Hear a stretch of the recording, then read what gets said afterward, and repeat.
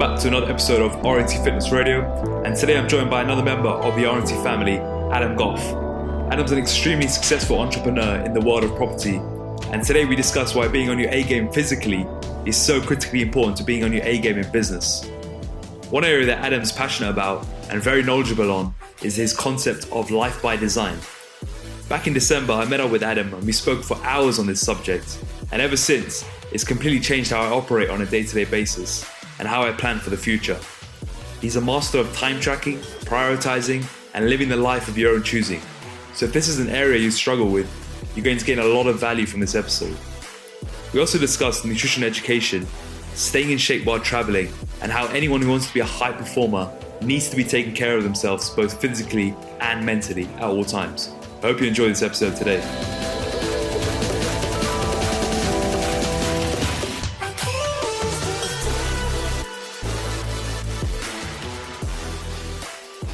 Cool. So how's your day? Yeah, great day here with a load of fellow entrepreneurs in Birmingham. It's really good fun. It's like my favourite part of the month, to be honest, is being around like-minded people, chatting business, lifestyle, goals. Really enjoying it. Yeah, what was the main takeaway from today? Today's been really good because we got a lot of value from Dan, who was running the session on lots of ways to, let's just mitigate some tax in your companies. Okay. So like at the end of the day, there are lots of different strategies businesses use to like lower the taxes they pay. So it's just good to get some insight from him on what he's doing in his business or things he's been like looked at. So it's, everyone's interested in saving some money. And if you can do it legitimately with good tax advice, happy days. So I think as business owners, when you start a business, the worry is, can I do sales? Can I even make it a business? Does this even support me? And then actually once you crack that and you start making money, then your problem is, well, how do I hold on to it? Yeah. So, you go through the cycle, you become profitable, and then you realize you've got a pretty big tax bill to pay. And you're being taxed all the way along, right? You're being taxed for your employees. When you take on employees, you're paying personal tax. Your business is paying tax. You're paying lots of things like VAT on stuff. So you're being taxed everywhere. So you have to look at tax and ways to structure. There's lots of ways. There's lots of tax reliefs available now to business owners who can, who legitimately and rightly lower their tax bill, still pay tax, but you have a responsibility almost to actually look at that, and that's why you need to get good advice. How important is it as a business owner that you surround yourself in these masterminds and around like-minded, positive, growth-orientated people? I say it's like an absolute game changer for me because I'm a person who likes to get up and go by myself, and I'm very fiercely independent, and I didn't have business partners, and I thought I could do it all myself, and I'd often reinvent the wheel, do things the hard way because that's my way, and maybe people out there listening can relate to that, and that is ultimately quite a good trait, and obviously that could be quite a successful trait if you're just prepared to roll your sleeves up and go. Actually, there are other people out there on a similar journey, and you can share ideas and thoughts and get inspired by each other, and other people will actually hold you accountable as well. So there's a lot of value in sharing the workload. And one of the things, things aren't really fun necessarily by yourself. They're a lot more fun with other people. So whether it's, losing weight or building a business or, going on a holiday, you're much probably better off doing it with other people that have a similar mindset to you than doing anything by yourself. So I found being an entrepreneur can be quite isolating. People use the word lonely. I don't really use that word. I didn't get lonely running my business, but what it is, it's certainly more fun doing it with other people. Yeah. They don't have to be your business partners. They can be fellow entrepreneurs if you want to have your own business still. So. And you've taken that accountability across other areas as well. I mean, I know you value the accountability in the health and fitness space. And before we dive into your own journey in the health and fitness and how we've been working together, why don't you introduce yourself to the listeners and tell everyone who Adam Goff is? Thanks, Akash. Yeah, my name's Adam Goff. I'm an entrepreneur. I have been for the last 15 years. I started my first business straight out of university. I went to work for Lehman Brothers before it went bust. Did it for 3 months and absolutely hated it. And someone put a book in my hand called Rich Dad Poor Dad. I don't know if anyone out there has read that book. It's a fundamental book in the personal development space. If you haven't read it and you're interested in financial education, running your own business, I'd really recommend it. Yeah, I read that book, and really from there didn't look back. Went and set up my own business, selling tickets online back at my university. It was a big change from working in investment banks and going back and selling online tickets for 50p commission a ticket. But from there, I've had 3 or 4 businesses to now where I'm at. I've started and scaled a co-living business called Capital Living in London. We run, we do rooms to rent for young professionals. They're all-inclusive, high-end premium rooms. And our business model is to rent houses from local landlords, convert them into very high-quality house shares, and then find nice members to move into those rooms. So that's my main day job. I also am the host of the Property Entrepreneur Program up in Birmingham. It's a 12-monthly mentoring program for entrepreneurs in property. So I'm very proud to be associated with that and Dan Hill and the team. And yeah, so that's a little bit about me, really. Cool. And we've been working together now, almost coming up to 6 months now, and we've had quite a few different phases. But before we go into that, let's touch on where you were before we started working together and the journey and the struggles that you've been through over the past 10 to 15 years. In terms of fitness, for me, I'm sort of realizing how old I'm getting now. I always played sport at quite a high level. Always that guy at school that was in every team and captains of the team and stuff like that. So rugby was my main vice. So I was a rugby player and everything that goes along with that. At university, I played all levels right up to first team. We were in Premiership North at Birmingham University in the Booster League. We won the Booster Championships, actually, one of the teams.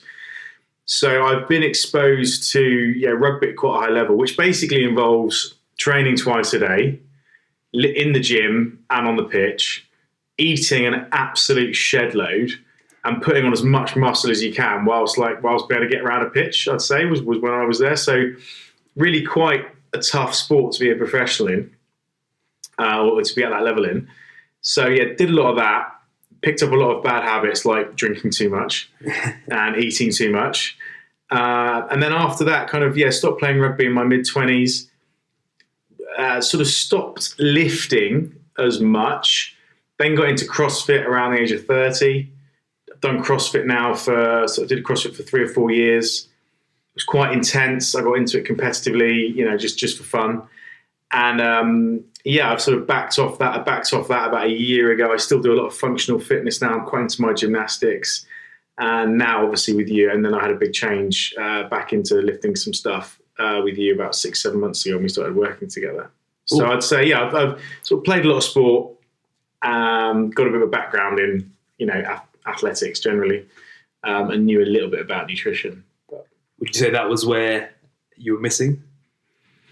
Yeah, I'd say it's funny, you get what you focus on, and I wasn't focusing on my diet. I think the reason I got really, so I sailed, I'm quite into sports and stuff like that, and I was lucky enough to be offered the chance to sail across the Atlantic last Christmas, so Christmas 2017, going into 2018, and sitting on a boat all year. We did lots of sailing. And we'd sit on a boat. Sailing is quite a sedimentary sport. Even ocean sailing all the time. If it's not bad weather, it's pretty standstill. And there wasn't good food on board. It was Jaffa cakes and pot noodles. So that year, I put on quite a lot of weight, and I made a New Year's resolution coming into 2018 to lose some weight. Did what I knew best, just get back in the gym, do loads of functional fitness classes, CrossFit classes. The weight started to come off, and I went to a fitness camp in Thailand, and it was there where everyone had nutritionists. Mm. But I looked around and I thought, well, hang on, I'm the fittest one here out of all of you, in terms of in the actual fitness, because I'm quite a competitive person. So, if we're going toe to toe in a workout, I really enjoy it and run up that hill as quick as I can and then pick up a heavy kettlebell and, really go for it, which is what I love. But that, the guy next to me's got abs and I hadn't. So I was like, well, what's up with this? And, it turns out everyone was sort of watching what they ate and they were tracking their macros and they had a plan and I didn't have a plan. So it was a missing part of the jigsaw for me. And it reminded me of the very, very simple fact that abs are made in the kitchen. And for me, nutrition is 80% of the game. And just simple things I'd forgotten back from when I used to do a bit of lifting when I was at university for rugby. And I was bothered about how I looked. And I think at that point, I was like, well, hang on. I'm bothered about how I look. I want to lose some weight. And I actually missed out this key element, which is what am I putting in my mouth every day, food-wise, and how it's affecting my physique. What was the one nutrition habit that made all the difference once you implemented it? That you gave me? Generally. I think for me, you can't manage what you don't measure. So going back to tracking macros is the first step. I think there is no way, whatever you're doing in life, if you can't track and record and analyze what you're doing, you cannot make adjustments because the brain tricks you. What you think is reality and what's actually reality is often quite different. So yeah, I think the number one tip for anyone who's looking to take control of, their physique in that way or their health and fitness goals is to start tracking what you eat. And on a segue from there, that brings me on to, I can see the toggle popping up. And one of the biggest things you've taught me is to track your time in the day and just track how you're managing your workload and what you're actually doing. And I've been doing this now for a couple of weeks and using this app Toggle. And I was saying to you earlier how it's the brutal truth, just like being laid out at me every single day, every minute of the day. Because I'm like, how am I spending so much time doing this? Like, I shouldn't be doing this. Talk to the listeners why you encourage everyone almost that they should be using something like this and what it can do for your life. Oh, it's just so, I've got a massive smile on my face, like listening to you talk about that. I think, like I said, the brutal truth. I think you put it right. The brutal truth. What we think and what we think we know and what we actually know are like two different things often.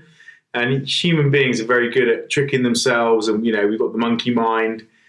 So I think to have an honest conversation with yourself, you need the facts. The facts don't lie. So now I'm just really. This is just about habit forming. Like tracking things sounds. The interesting thing is if you ask someone to track what they eat or what they do with their time or their weight on a daily basis, they'll see it. Quite often people will view it as restrictive and they'll see it as like, oh no, that's very restrictive. I'm being very tied in and I don't like how you're putting me in a corner. The reality is that actually if you track everything, then, you're telling the truth with yourself. You're not lying to yourself anymore. So in lots of ways, you're actually setting yourself free from the sort of fake reality that your brain's actually created that's trying to keep you safe. So it's a little bit of a psychological thing, but if you can switch the mindset to I'm being tracked, this is bad, to, well, there's no good or bad, this is the reality, and let's see, and then we can analyze that and actually use it. So I use it in my business. I track all my minutes of the day at work. I track my weight on a daily basis. I track everything I eat. I mean, having done this now for 7 months, this week, I was wondering why my weight was creeping up. And I couldn't quite figure it out. And then I realized I'd added, I think we spoke about it. I'd added oat milk in cafes with my coffee, thinking that was a way better alternative to skinny milk and a latte. And turns out, there's almost 10 grams of fat in one oat milk latte. And I was having 2 or 3 a day. And my daily intake of fat should be around 70 grams. So I was getting 100 grams of fat. I was 30%, 40% over my fat intake because I just changed to oat milk.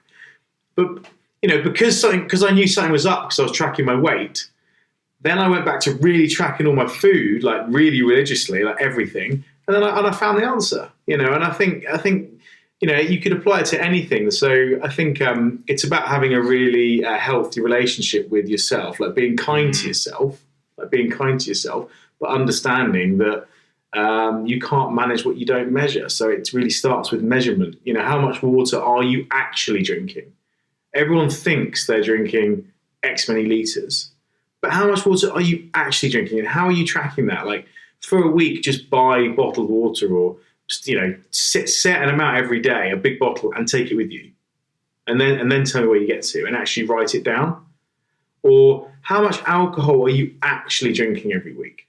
Not just tell me how many units you're drinking and everyone puts down their standard answer. Why don't you actually track how many units? Because the reality is often different. So, like I say, it's just about being honest with yourself. There's no good or bad, and really, there's no magic formula for success. I think it's the most obvious things, and this is that obvious thing. It's like, I haven't got enough time in my day. Okay, well, where's your time going? Let's look at that. There's no miraculous answer. It's like, well, let's look at where you spend your time then, shall we? And and it's the same with you. I think when people perhaps start with you, they maybe think they're going to get some like silver bullet, like they're just going to, like, week one, phone call one, you're going to tell them some magic piece of information that's going to like help them get a six pack. And the reality is, there's not a lot of magic at the start. You say, right, just eat this and track your food and speak to you in a week. Because it's like, let's go back to basics. It's not a miracle, is it? It's consistency over time. And I think with data tracking, especially with scale weight, it's really critical you're not emotional about it, and you treat it exactly like you've just said, and you stay emotionally neutral about it, and don't get hung up on the numbers and just see it as data.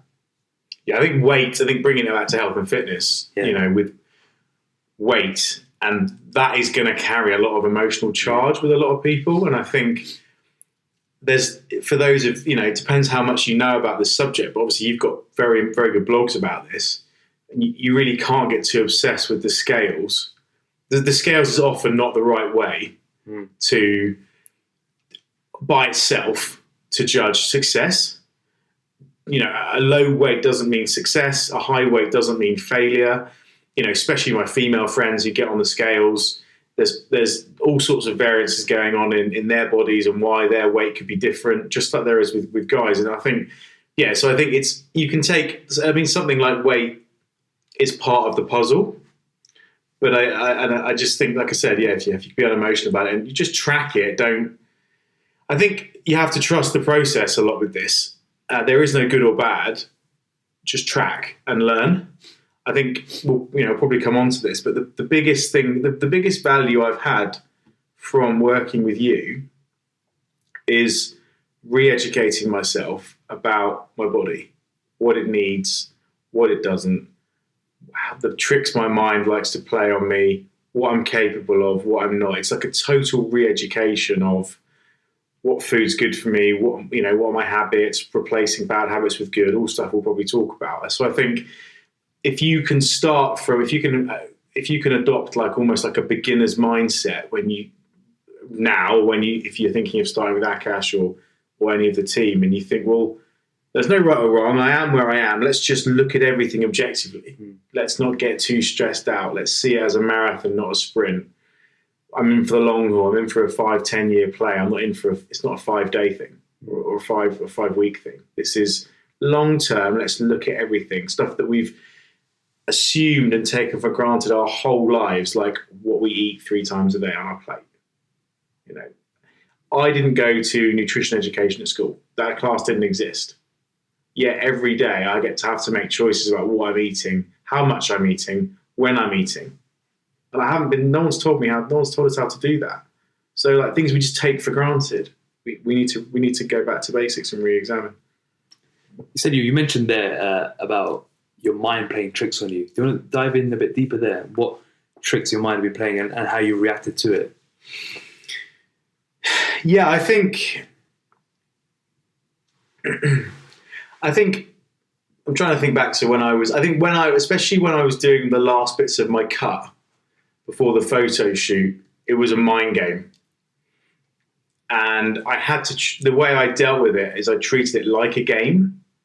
So to have X number of macros in a day, so X number of protein, carbs, fats to eat, I would have to have a strategy for the day about how I was going to complete that level. Today was like every day was like a level. So, there were times where, certainly, I don't know. I think that was my strategy for getting through on a daily basis. Where the mind sort of played tricks on me was, it was like if you're out for dinner and I think there's something called mindful eating that I was reading about the other day. I think when I'm eating and I'm thinking about what I'm eating, then it's fine. I'm much more relaxed. I don't know if you've ever found yourself eating and you're somewhere else. You've switched off. You're not in the room anymore. You're just eating. Like that's something that I know. It's a trait of mine that can happen. Like especially if I'm really hungry, I'll just go into like autopilot gorge mode.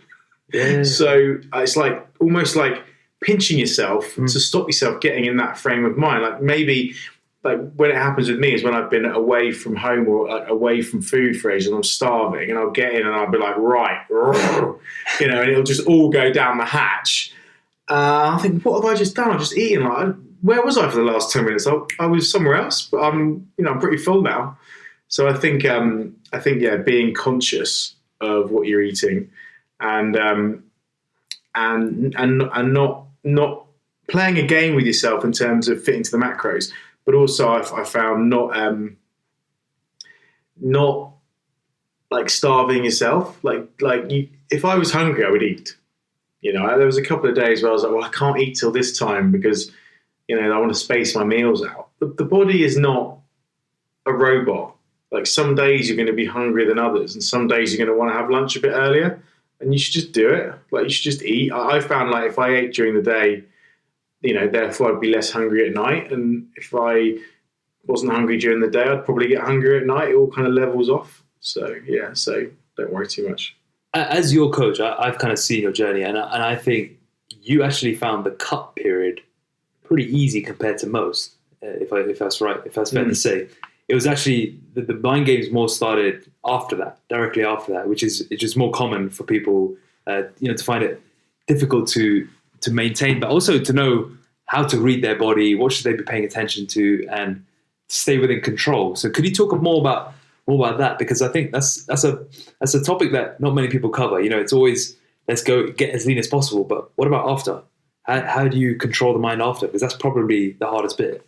Yeah, it's really good. I mean, I think that's a really good point. I'd love to. I mean, I think, the cut was, for me, it was like I had a goal, very goal orientated. So I had a goal and I had a strategy. And just quickly, my main strategies were I upped my caffeine intake quite a lot. That seemed to kill appetite.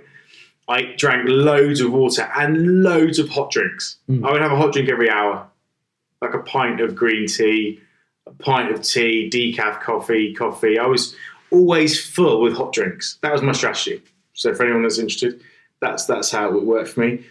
Afterwards, I didn't have a goal. So straight away I was lost. There was no goal. It was kind of like, oh, I've done that. That's interesting. And what I did realize is, there was definitely, that's when the mind, that you're right. It's absolutely right. That's when psychologically I noticed an impact because I'd been so strict and so regimented, and I'd conditioned my mind to not allow me to have anything other than what I was supposed to eat. And then you try and like convince your mind it's okay to like go for a Nando's or like have a couple of pints of beer or have some ice cream, and it doesn't really want to know. And so I think I tried unsuccessful. Like I was very strict for a couple of weeks afterwards because I was actually quite scared I was going to lose my condition. I was like, I don't want to lose this. I've worked really hard for this. And I think I was unnecessarily harsh on myself the 2 weeks after the shoot. I was like, you know what? I was like, I can't lose it. I'm going to try and keep that thing going. But then what I came to realize, I went away for 8 weeks. It was very challenging as well because I was basically having ice cream every day and, kind of like trying to contend with that. But what I realized was that you could eat you could have a bad meal. You could have a lot more carbs. You could have all the things you hadn't had, and it wasn't all just going to fall off a cliff. I think psychologically, I was like, if I have a couple of bad days, I'm going to lose my condition, which was quite alarming.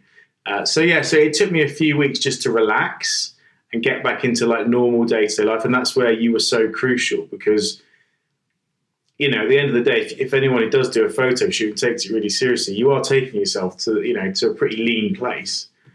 And I think it's widely written about that bodybuilders have issues with food, and that was the last thing I wanted to do. And if I didn't have you there to like help me relax over what I was eating, I think I probably could have developed something actually, because you start obsessing about food and then you start to develop these things. So having you there to be like, no, this is normal, this is fine, do this, do that, take that, don't worry about this, let's keep talking. You guided me out of it, and the reality was it took me about 6 weeks, but after about 6 weeks, because I was traveling, my body had because the body obviously readjusts. That people talk about reverse dieting out, and there is a really good article on the RNT website about it. Reversing out means basically like slowly, the way I look at it is like slowly reintroducing yourself back into the wild. It's like, you have, your body is sensitive. You have only eaten very clean foods, hopefully, if you've done the cut right. So your body's going to bloat when you suddenly go and have pizza and, or alcohol or chocolate. It's not used to it. So I think you need to almost like slowly reintroduce those foods and, go through a bit of that experience and just trust the process slowly. And if you haven't got a trainer at that point, the biggest concern is the yo-yo and actually like piling a load of weight back on. I bumped into someone on my travels who had yo-yoed so hard in Thailand. He showed me a picture of himself 2 weeks before, and he was like as lean as I'd been on my shoot. And then he'd put on like 11 kilos. And I said, what have you done? And he said, well, I went to an all-inclusive resort with my mum, to have 2 weeks off. And I've put on 11 kilos. And I was like, oh my goodness, what the hell? And it's very, very realistic that could happen. So, I think a reverse out means slowly reintroducing yourself back to the wild. Understand that it's going to be a bit of a rocky road, but actually, you will get back to it. And for me personally, I'm now eating, 1,000 calories more than I was. I'm eating 3 times the amount of carbs that I was when I was cutting. And I think I'm 1-2 kilos heavier, probably 2 kilos heavier than I was when I did the cut. I was really lean when I did my shoot. So I feel in as good a shape almost. And sometimes I think, God, I've got too much food to eat today. And if you want to see just how lean Adam got, check the article that's going to be linked in the show notes. And he got extremely lean. And that was in the start of November. We're recording this mid-February now. And he's only 1-2 kilos up from his leanness, which is pretty good going for a reverse diet and how much he's gained. And you mentioned the yo-yoing and the bodybuilder mentality. And the truth is, the reason why I'm so passionate about reverse dieting is because 5 years ago, after my first show in 2014, I did exactly that your friend did. I went to an all-inclusive the week after my show. I gained 6-7 kilos in 7 days the first week. As soon as I came home, all those habits were thrown out the window. A couple of weeks later, I was another 7 kilos heavier. So I was now a month and a half after my show where I was super lean, and I was 13-14 kilos heavier than I... Wow. 13-14 kilos, which is why I'm so on it now with people before they finish the diet. I'm like, no, it's not the end now. You need to make sure you reverse out this properly, because your body is in such a precarious position that if you don't do it properly, it'll go to absolute crap and you'll hate it. Yeah, I mean, I'd say, think about it like, it's marathon season right now. And if you're running a marathon, you don't just stop and go and sit on the couch. Hopefully you don't anyway. I think if you're running a marathon, you need to go and walk it off. And, you're not done when the exercise is done, basically, whatever you're doing. The end is not the end. The end is, you're probably going to be active, recovering, stretching for a week after a marathon. I'd hope so. You're going to need some routine. If you don't, you're going to be hobbling around for that week. So, if it's like anything, I think if you put the body through tremendous stress, You need to be thinking past the finish line. Exactly. Yeah. And that finish line for you was an 8-week travel period. And, you managed to go through 8 weeks without really doing your body that much damage. And that's something that people always have some anxiety and some worry about, is how do I stay in shape when I'm away? Can you give me your best tips on how you stayed in shape while you're traveling? Yeah, I mean, number one, have someone to hold you accountable. I tried to sack you during my holidays, but you didn't let me. Which is so yeah. I think a weekly check-in, and I always did a daily weigh-in. So anyway, that's one of my habits. So I'm used to my daily weight, so I kept that up where there were scales available. So trying to keep as many habits like that as you can. The weekly check-in, the daily weigh-in, if you do it. Definitely having someone hold you accountable. The photos, because you will inevitably check. I'm not really one to look back over my photos, but if I had a bit of a bad week, I would look at the week before, and it would kind of show me a journey. So I think that's important. So the accountability is number one. Number two was use the chance to go on long walks. In Tokyo, I did 30,000 steps in a day. We saw loads of Tokyo, and it was a great way to see the city, and it was a great way to burn some calories, And then we went to a Korean barbecue, all you can eat, and I absolutely gorged myself. I mean, we had 2 hours of you can order as much as you want. And there was 3 of us, and we took it in turns with the iPad to make sure we were ordering as much as we could within the 2 hours. I mean, so, it's like there's balance. If you're going to go to a Korean all you can eat barbecue, make sure you've got some steps in that day, or you're going to fast and do some steps the next day. That was the other thing as well, was fasting. I'm the type of guy, and maybe people can relate to this. It's like, it's breakfast time, I'm going to eat breakfast. It's lunchtime, I'm going to have lunch. It's dinner time, I'm going to have dinner. I've been out my whole life. If maybe listeners out there can relate to this, and I think that's where I put on weight, I think, before. I'd have a massive meal out one night and a load of drinks, stay in a hotel, get up the next morning, have the buffet breakfast, 3 helpings, and it's like, geez, in an 8-hour period, I've probably had 2 days worth of calories, so actually getting it in my head that it's okay to miss a meal. It's definitely okay to miss a meal. I think it's fine to miss a meal. For some reason, maybe when I was bulking and playing rugby, I was taught never miss a meal. You've always got to eat. It's different for different people, but for my body type, putting on weight is not a problem. Missing a meal actually is a pretty good thing for Adam sometimes, because Adam's a greedy little sod. So yeah, getting accountability, lots of looking for walks as a way to see the place,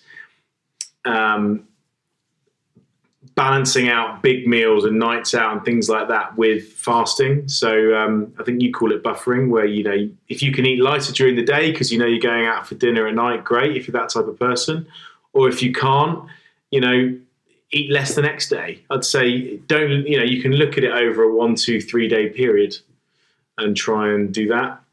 What else? The other thing I did while I was away was I kept going to the gym. When I'm away, a lot of people don't want to train when they're away because they think, I'm on holiday, I'm having a rest.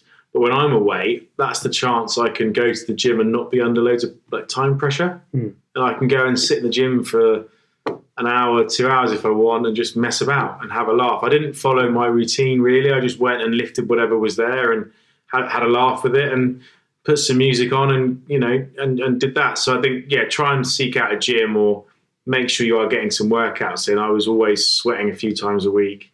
I was lifting. So if you're lifting and you're doing steps and you're balancing what you eat, big meals out. Inevitably, when you go on holiday, you're probably going to have big meals and things like that, and you're going to have some ice cream and some wine and whatever.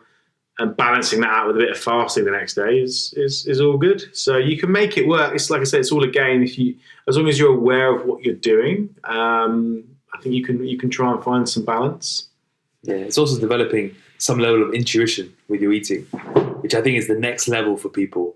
They've gone from rigid dieting to then the buffering period to then learning to eat intuitively. And I think if you can make yourself get to that intuition stage, that's where almost the holy grail is. And that's where you hear people say, I can eat whatever I like and stay in shape. That comes from people who just intuitively eat less after they've eaten a lot.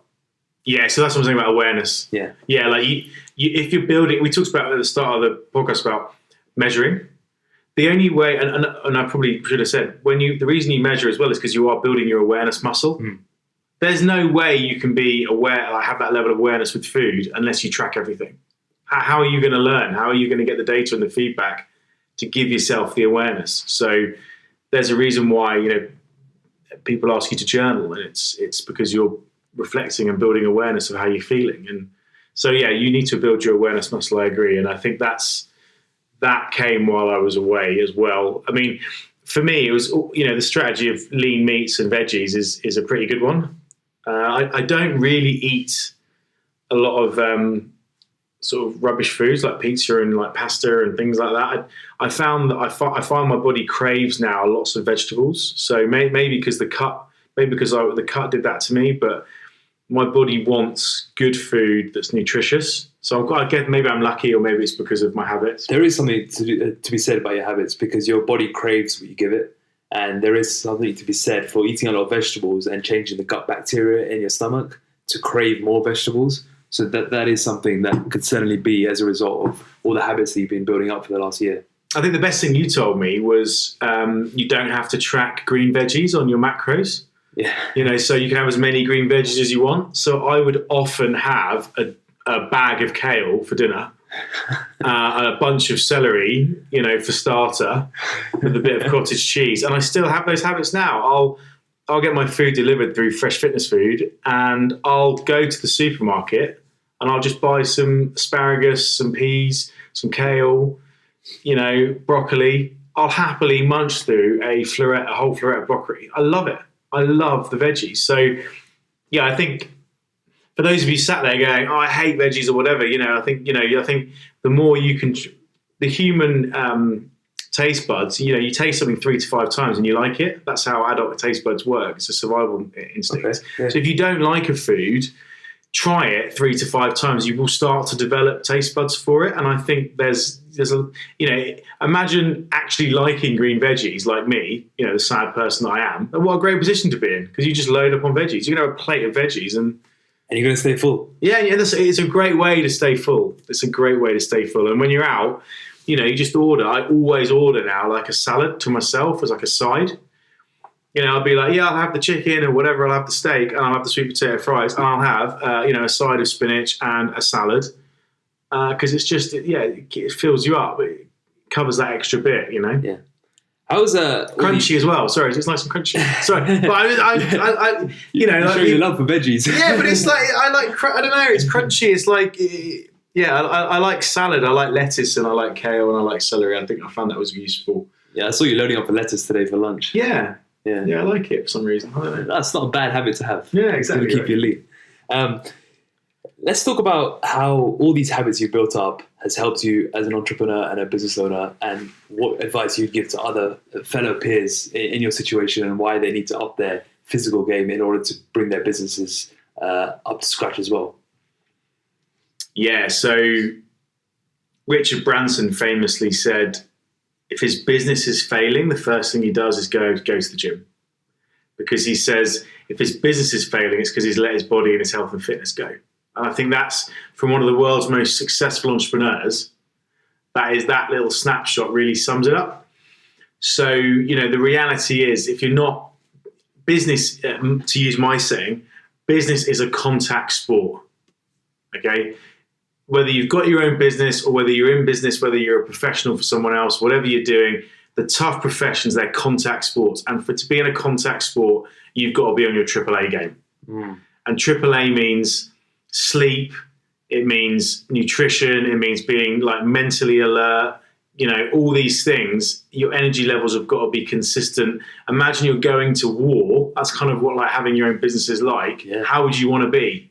Do you want to be well rested, fired up, loads of energy, trained, honed with skills, with a set of skills, and you're going to go and nail it? Or do you want to be, hungover, overweight, sluggish, 2 hours kit, feeling like, awful?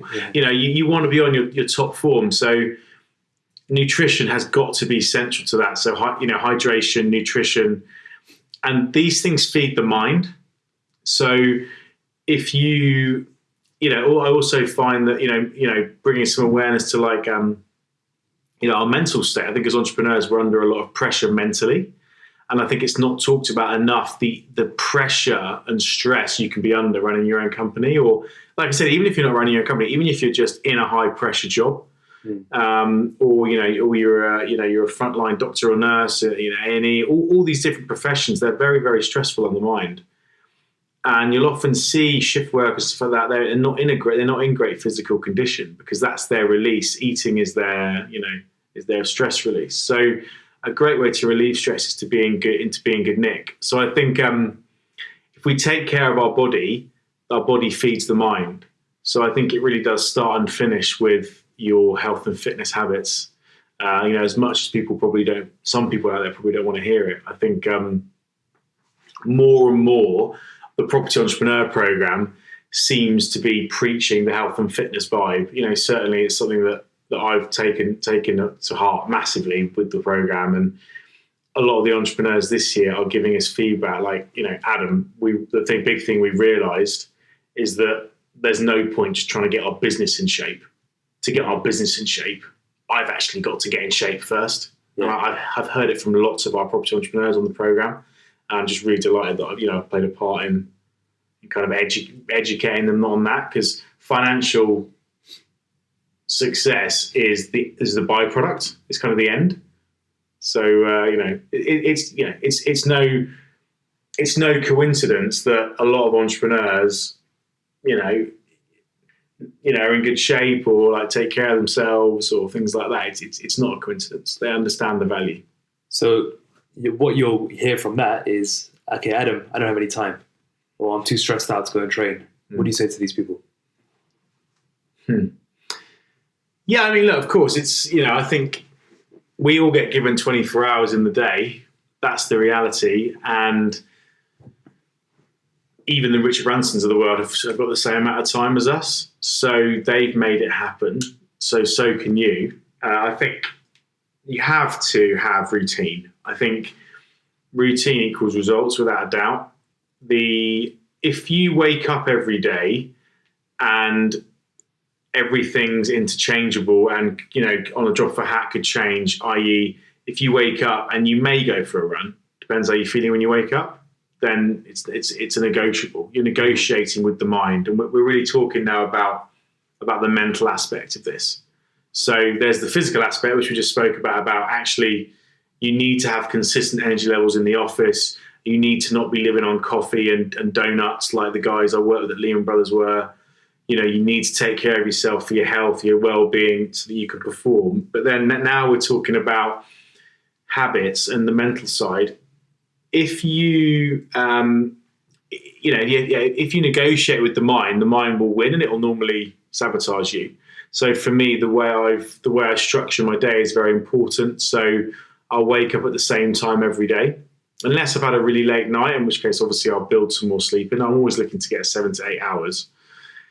And then I will always do a yoga routine in the morning, because being an ex-rugby player, my body is quite tight, and I find that a great way for active recovery. And then I'll do a short meditation, and I will do my exercise. And it happens in the early morning before the world has started, because then whatever happens, I've done 8,000 steps. I've done a 45-minute lifting or cardio session. I've stretched. I've done a bit of breathing and meditation work, and that's all, often before the working day started. So I've carved out time in my day where those things that relate directly to my mental and physical health have been done. And it's whatever works for you, whether that's lunchtime, whether that's evening, early morning, whatever it works for you. It is the same for me every day. It is an immovable object, non-negotiable. It is happening in my calendar. And because it's now a routine, it takes 28 days to form a habit. Basically, the reason it's so hard in the first 28 days is because the brain's still getting used to this new way of doing things. It doesn't want to do anything new. The brain likes to keep us safe. It likes to stay in its comfort zone. Why am I doing this? Why am I doing this? Why am I doing this? Once it understands that's what it's doing, you'd be surprised how easy it is. So these habits and these rituals, like brushing your teeth, that it becomes second nature. It really is that easy. Like drinking water, going to the loo, all these things we just do them second nature.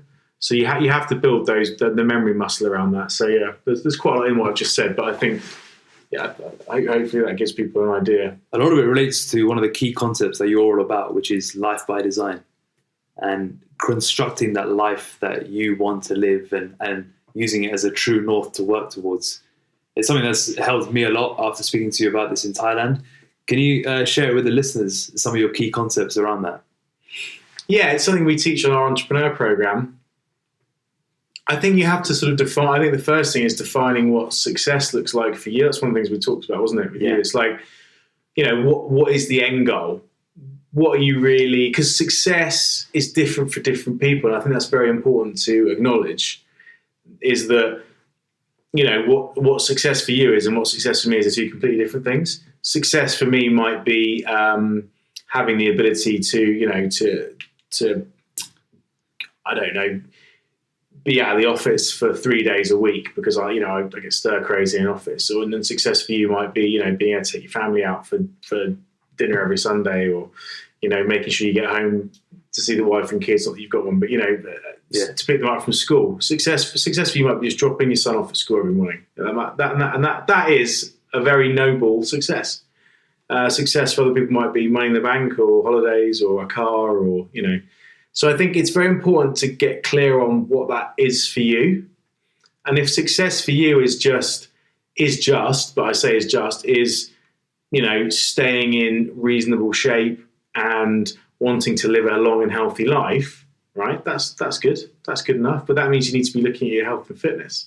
So, I think it's about getting clear on what the end goal is and then working back from there. So, right, this is my goal.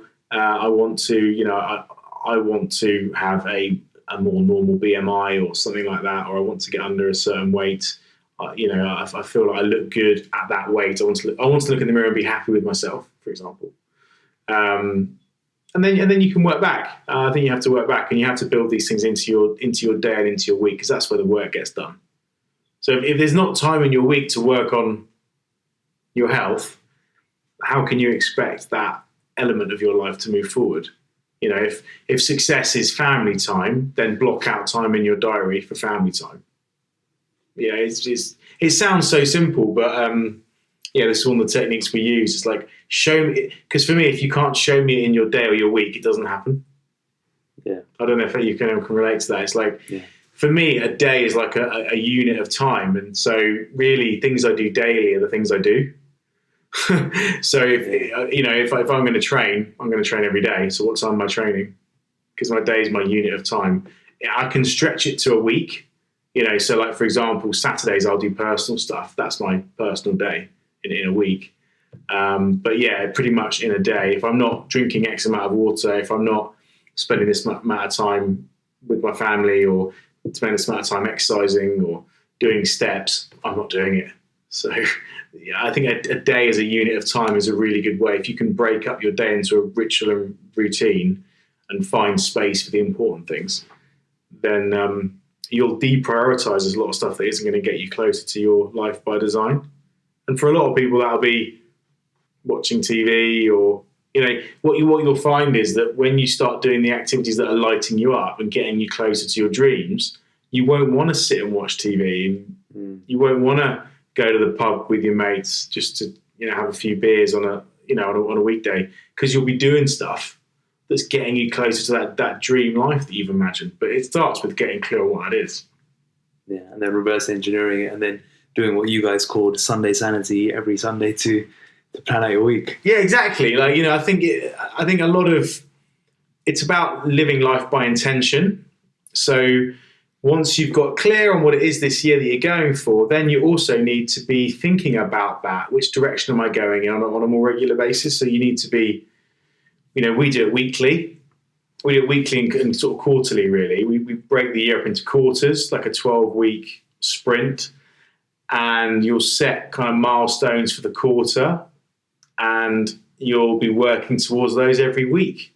And you'll plan your week out on a Sunday. We call it Sunday Sanity, for your top 10 tasks. And those top 10 tasks should all be getting you towards those big goals for the end of the quarter. And it's pretty simple stuff. But if you're not if you're not regularly reviewing where you're at, and this is where tracking comes in, we track how you do on the program against your top 10s, and are you even posting them in our group? Are you, and Dan Hill famously says that success and failure are very predictable.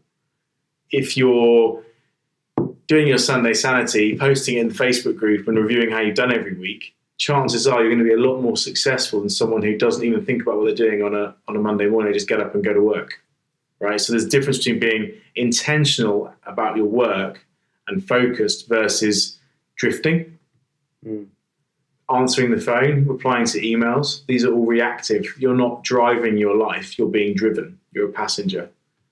So we advocate getting in the driver's seat and setting the direction and the pace and the gear.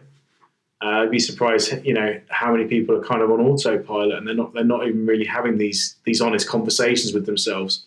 And it comes back to tracking again. Tracking is a key part of that. And what you've just said there applies to everything. If your goal is health and fitness, then you got to prioritize that and have your top 10 for that each week, and block out the time slots in the day, in the week that it needs to be done. That's going to drive you towards the goal in mind. Yeah. So no one plans to fail; they only fail to plan. So if your goal this week is to lose a kilo, then what food are you eating? When are you eating it? How much of it? How many steps are you doing each day? When are you going to do them in the day? How are you going to track them? Where are you lifting? What are you lifting? What's your program? It doesn't just happen by accident. If you think someone's going to do it for you, then, you're mistaken. You've got to do the work. Not only are you just doing the work, you've got to plan to do the work. You've got to make space for it, because the world has an amazing way of whisking you off to somewhere else. I think the good analogy is with something like email. If you pretty unanimously, you'll hear successful people talk about not picking up email until after lunch. Yeah. If you wake up and your habit is that you check your inbox, I can pretty much guarantee you're not getting where you could get to, or where you want to get to, because the brain is lazy and it wants to just answer emails because they're easy and see what's going on. And the anxiety is like, what's in my inbox? Whereas if you woke up and worked on your big goal for that quarter for 2 hours every morning and moved the ball forward there, and then checked email's still going to be there.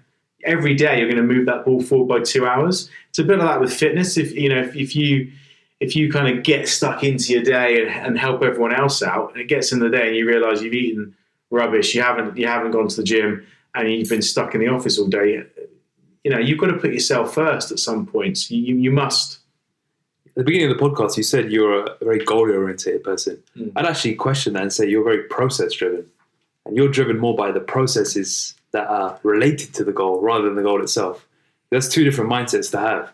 I don't think you're ever thinking, I want to get to 73 kilos. I want to get to 70. You're thinking, I want to do these steps, these foods, this training, because that will get me there. Yeah. I mean, I think I'm not a process person. I am a goal person. But what I've learned is that's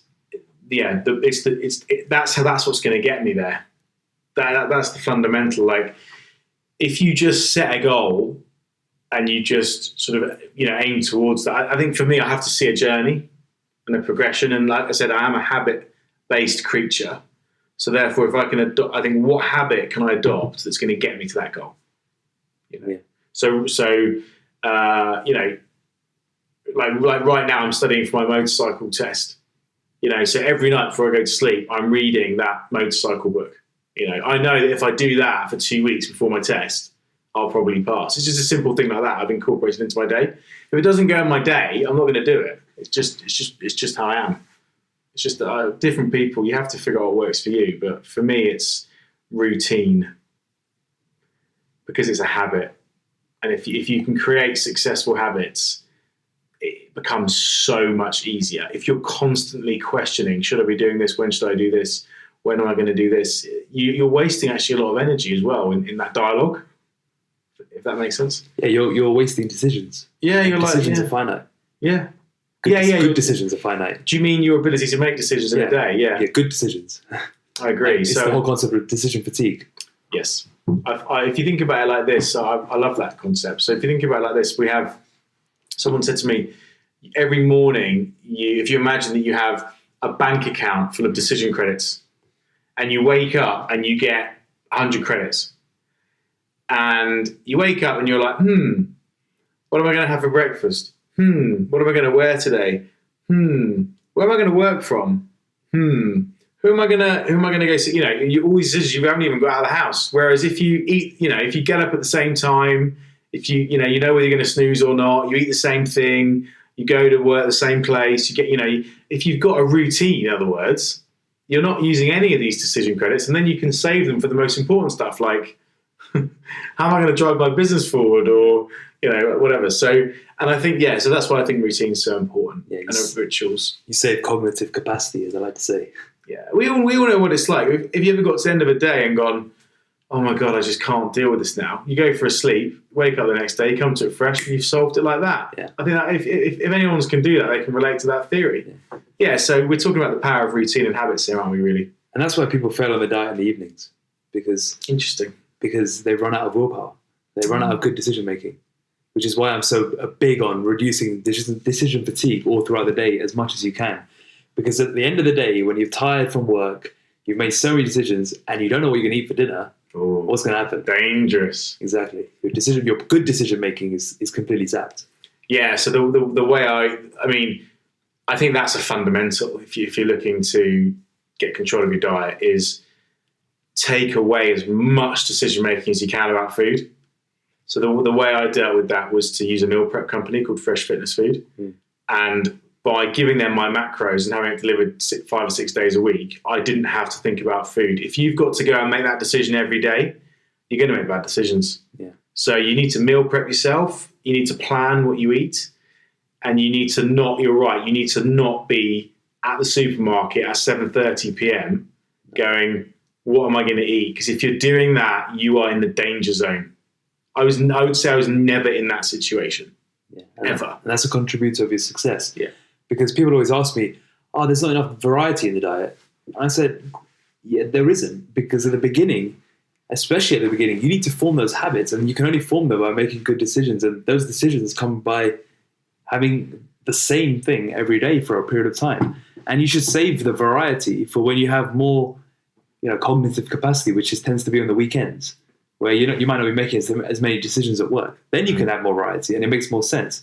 But if you're going to try and have a different diet every single day and try and work out how that fits into your macros, you're going to set yourself up for failure. Yeah. No matter what phase you're in, muscle building, fat loss, maintenance, it just becomes such a you're going to drive yourself crazy. Yeah, you're going to drive yourself nuts. I mean, you will. You drive yourself absolutely nuts. I think this is just where, people have to just suck it up a little bit. I know it's not very fluffy to say it, but I think the successful people in this will eat the same thing, get the same meals every day. Yeah. And just get over it. Like I know it sounds quite harsh, but food is a fuel. And once you start seeing food as something that's fueling your body rather than something you get pleasure and enjoyment from, then you'll make a big shift change.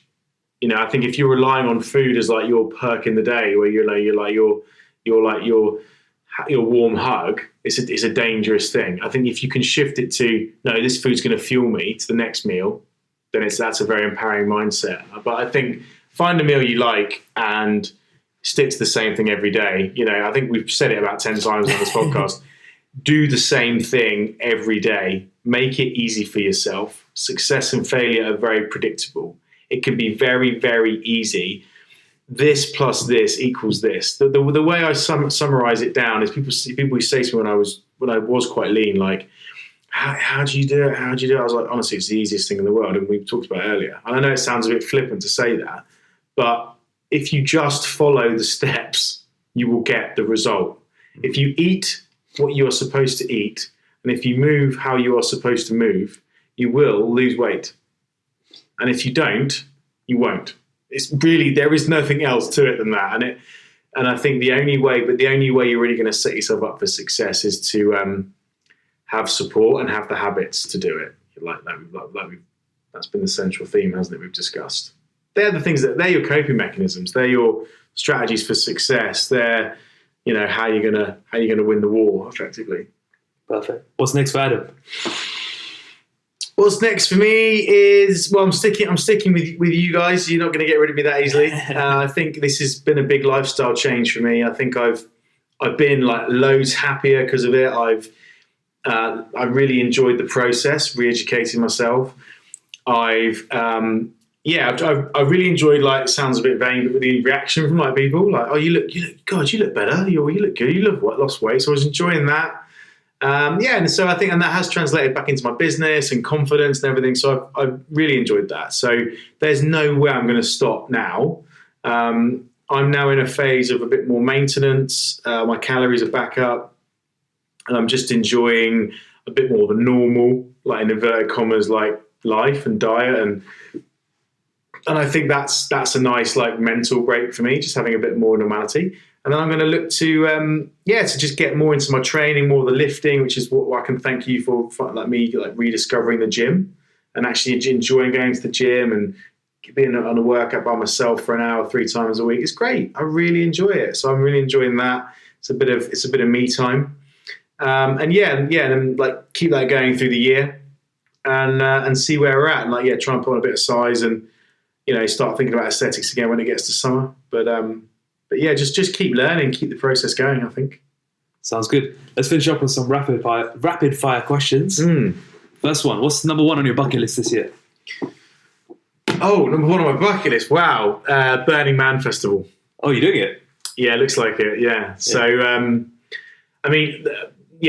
something I haven't done before. It's a bit crazy. It's a bit out there. It's really, I'm all about pushing myself out of my comfort zone this year.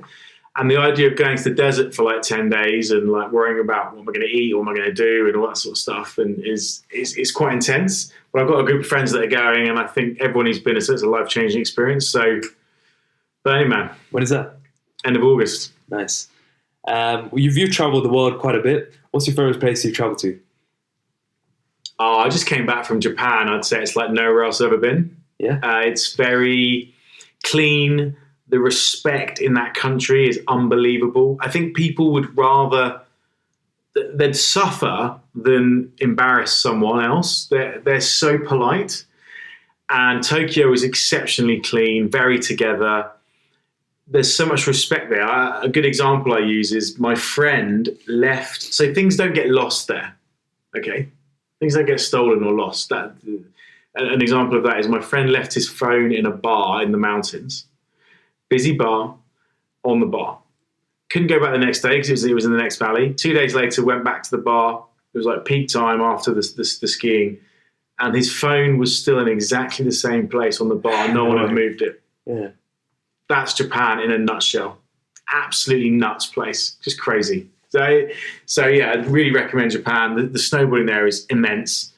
Tokyo is brilliant. If anyone's going for the Rugby World Cup this year, like, good on them. You're going to have a lot of fun. Insane. Who should we have on the podcast next? The Rock. Matthew McConaughey, all my heroes. Yeah. I don't know. I think, why not? I think let's try and get a celeb interview in there. I don't know. I mean, you've got a lot of business people on there, a lot of entrepreneurs. But it might be nice to. A lot of recently, it's been the last 20 episodes or so. The majority have been clients, just like yourself. Yeah. It might be nice to get, I don't know, some fresh meat in there, or hear from some ladies and what they're doing. Yeah. To mix it up a little bit. Yeah. Sounds good. Where can people find you? Okay, so I'm based in London. My Instagram is Adam Goff UK. So by all means, follow me. I'll follow you back. And anything you want to plug business-wise? Yeah, I mean, I think obviously I founded Capital Living 10 years ago, and we're a co-living provider for young professionals in London. And I'm really proud to be involved with Property Entrepreneur as the host of the program. So if you are in property and or just generally an entrepreneur, get in touch. I'm more than happy to help where I can. I'm passionate about helping entrepreneurs on their journey. I haven't been an entrepreneur for 15 years. So if you're an entrepreneur and you've you want to just meet for coffee or share some stories, then I'm always up for it. Awesome. If you enjoyed today's episode with Adam, please share it with your family and friends. For more information, please visit www.rntfitness.com or visit us on Instagram at RNT_fitness or at Akash Fagala. Thanks for listening.